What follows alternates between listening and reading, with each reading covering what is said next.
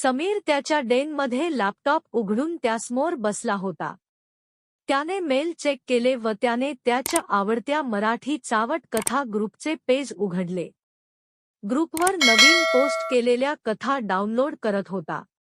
समीर गेली 20 वर्षे बोटीवर प्रथम रेडिओ ऑफिसर, नंतर टेक्नॉलॉजी ऑफिसर व गेली 10 वर्षे सॉफ्टवेअर इंजिनियर म्हणून नोकरी करत होता. हल्ली तो कन्सल्टंट म्हणून काम करत होता. साहजिकच इतकी वर्षे बोटीवरच्या नोकरीमुळे लग्न झालेले असूनही एका वेळी सलग 4 महिने बोटीवर सेलिंग करताना त्याला एकटे राहून ब्रह्मचार्याचे पालन करणे भाग पडले होते. घरी सुट्टीवर आल्यावर नवीन लग्न झाले होते तेव्हा त्याच्या बायकोला सेक्समध्ये बऱ्यापैकी इंटरेस्ट होता. पण लग्न झाल्यावर एका वर्षाच्या आत झालेल्या एकुलत्या एक मुलाच्या बाळंतपणानंतर तिचा सेक्समधला रस हळूहळू पार निघून गेला. समीर 4 महिन्याने घरी आल्यावरही त्याच्या सुट्टीच्या दिवसात बायकोबरोबर सेक्स करायचा चान्स त्याला क्वचितच मिळू लागला. इतकी त्याची बायको त्यांच्या मुलात गुरफटून गेली. समीरचा लंड फारच उठला तर तो शेजारी झोपलेल्या बायकोवर चढायचा, पण तो क्षण गेला की त्यालाच अपराधी वाटायचे. आपण आपल्या बायकोवर रेप करतो आहे की काय असेच त्याला वाटायचे. वेश्यागमन हा प्रकार त्याने बोटीवरच्या सहकायांच्या आग्रहावरून 1-2दा करून पाहिला. पण त्याला त्या विकतच्या प्रेमात मजा आली नाही व ते त्याच्या नीतिमत्तेतही बसत नव्हते. बोटीच्या बंदरातल्या छोट्या मुक्कामात दुसऱ्या चांगल्या बायका पटवणे त्याला शक्य नव्हते. त्यामुळे पोर्नो साहित्य बघणे वा वाचणे व त्याने उत्तेजित होऊन मुठल्या मारणे हा त्याचा बोटीवरचा सर्वात मोठा विरंगुळा होता. हळूहळू बायकोला सेक्स नकोसा वाटू लागल्यावरही त्याचा सेक्समधला रस कमी झाला नव्हता. पण बायकोला महिन्यातून एखादे वेळी झवणं त्याचे समाधान होणे शक्य नव्हते. मग त्याचा हात जगन्नाथ होताच. समीरने बोटीवरच्या नोकरीतून सततच्या बोटीवरच्या राहण्याला कंटाळून शेवटी निवृत्ती घेतली. त्याला आता 3 वर्षे झाली होती.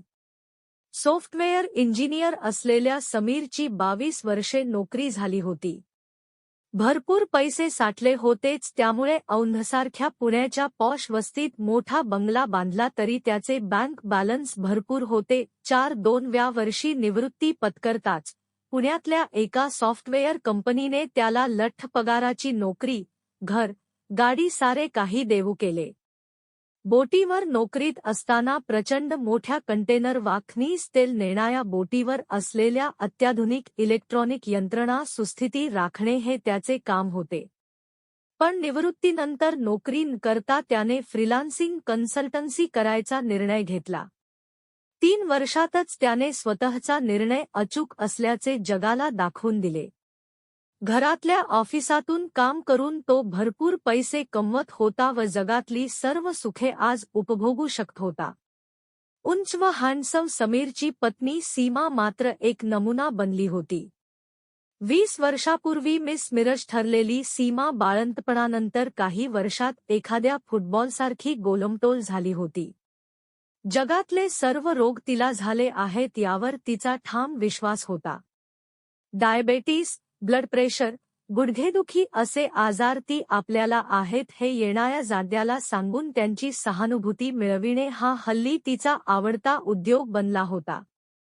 सुट्टीत घरी आलेल्या समीरची सेक्सची भूक पत्नी म्हणून भागवली पाहिजे हे तिच्या गावीही नव्हते. इतकी ती तिच्या मुलाला सांभाळण्यात, कालांतराने त्याच्या शाळा कॉलेज क्लासचा अभ्यास घेण्यात गुरफटली होती. पुण्याला सीमा आजूबाजूला वावरत असताना समीरला दुसरी बाई पटवणे तर अशक्यच होते. त्यामुळे रात्री पोर्नो साहित्य हाच घरी पुण्याला असतानाही त्याचा विरंगुळा बनला होता. तो आता वेगळ्या बेडरूममध्ये झोपायचा. नोकरी संपल्यावर पुण्याला स्थायिक झाल्यावर हल्ली मुलगा अमेरिकेला गेला तरी परिस्थिती बदलली नाही. अजूनही ते वेगळे झोपत होते. समीरने त्याच्या नव्या बंगल्यात पहिल्या मजल्याच्या बेडरूमच्या वरच्या लेव्हलला ॲटिक म्हणजे एक वळचणीची खोली मुद्दाम बनवली होती. तिथे वर त्याने त्याच्यासाठी एक ऑफिस बनवले, त्याचे डेन. त्याने ॲटिकमध्ये बनवलेल्या ऑफिसचा वर्तुळाकार जिना बोटीवर असतो तसा इतका अरुंद होता की सीमा तिच्या स्वप्नातही त्यावर चढून त्याच्या डेनमध्ये येणे शक्य नव्हते. तिचे भारी वजन व तिचे दुखरे गुडघे तिला समीरच्या ऑफिसच्या जिन्यावरून कधीच नेऊ शकणार नव्हते व तिनेही तिथे कधी पाऊल टाकायचे धाडस केले नाही. त्याउलट समीरचा दिवसातला बराचसा वेळ त्याच्या डेनमध्ये त्याच्या कामात जाई. रात्रीचे जेवण झाल्यावर पहाटे उशिरापर्यंत तो तेथे काम करी किंवा नुसता टाइमपास करी. डेनमध्ये त्याने TV, cable, DVD, music system, mini bar, fridge इत्यादी सर्व आधुनिक सोयी केल्या होत्या. झोप आली तर त्याने तिथे एक बेड बनवली होती, त्यावर तो ताणून देई. त्याच्या डेनला जोडून एक छोटे टॉयलेट व बाथरूमही होते. त्यामुळे तो एकदा वर गेला की त्याला खाली यायची गरज नसे. 40शी ओलांडली तरी समीरची सेक्समधली रुची कायम होती. पण दुर्दैवाने गेली कित्येक वर्षे सीमाचा व समीरचे सेक्ससंबंध हे इतिहास जमा झाले होते. त्यामुळे काम नसेल तेव्हा डीव्हीडीवर ब्ल्यू फिल्म किंवा नेटवर पोर्नो साइट सर्फ करणे व लवड्यावर हातगाडी चालवून पाणी काढणे हाच त्याचा हल्लीचा विरंगुळा होता. समीरचा एकुलता एक मुलगा गेल्याच वर्षी अमेरिकेत शिकायला गेला होता. त्यामुळे समीर व सीमाचा मधला संवादाचा एकुलता एक दुवाही निखळला. हल्ली ते दोघे एकामेकाशी फारच कमी बोलत. मुलाचा फोन समीरला त्याच्या सेलवर व तिला तिच्या सेलवर. बाकी सकाळच्या व रात्रीच्या जेवणावेळी त्यांची जी काही बोलचाल होई तीच. मिरजेत सीमाचा एक धाकटा भाऊ होता प्रकाश. सीमापेक्षा 5 वर्षे लहान.